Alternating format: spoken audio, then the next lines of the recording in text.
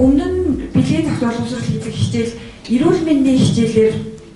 заагдж байгаад манай үед жишээлбэл 90-ад он 10 жилд эрүүл мэндийн хичээлээр заагдж байгаад нэг хэсэг эрүүл мэндийн хичээл 10 жилд орохоо болцсон. Тэгээд эрүүл мэндийн хичээл заагдж исэн үеийн түрүүний хэлсэн миний нөгөө тоонууд тэгээ бэлгийн замын халдвар төвчний төвшин, хүсээгүй жирэмслэлт,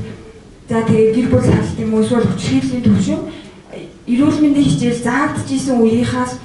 өссөн одоо статистик гарсан байна л да. Одоо олж авч чадаагүй боловсролыг яаж олгох вэ гэдээ ярьж байгаад тэр хүмүүс хурж болох хамгийн одоо сонирхолтой хэлбэр тэгээд тэр хүмүүс уншиж ингээд сонирхож авч болох хэлбэрийг олсон нь сэтгүүл болсон гэж бодож байгаа. Нэг жил бид нар 8 сараас эхэлж ажиллаад сая 2 сар 1 сарын 30-нд нээлттэй байсан байна. Тэр хооронд хинч та нарт ямар хэцүү юм тохиолж байгааг асуухгүй би бизнесээс асуух завгүй л ажиллаараа таарсан. Тэгээд бэлгийн зохиц боловсролоор ажиллаж эхлэхэд бэлгийн зохиц боловсрол гэж юу хэлж байгаа юм бэ гэдгээ тайлбарлах өөртөө ойлгохоос л ихэлсэн. Фокус ярилцлага хийгээд нийтдээ 60 гаруй залуучуудтай уулзсан 18-аас 37 насны 30-аад эрэгтэй 30-аад эмэгтэй нийт залуучуудад хүрэх сэтгүүл гэж бодож байсан болохоор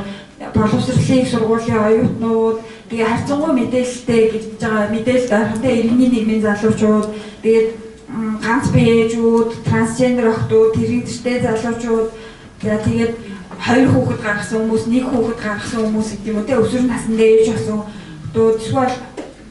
одоо бүр хөдөө сумбанд амьдардаг, уурхаад ажилладаг хүн гэдэг юм уу эсвэл цагдаа, төрийн албаа хаагч гэдэг аль болох ингээд олон төрлийн залуучуудыг хамруулахыг бодсон. Ингээд яг ярьцгаа хийж дуусч бид нар юу гэж бодсон бэ гэхээр ер нь хинэн ч байсан, Монголын хаач амьдарч байгаа хүн байсан бид нар бүгдээрээ л бэлгийн боловсролгүй адилхан юм байна гэдэг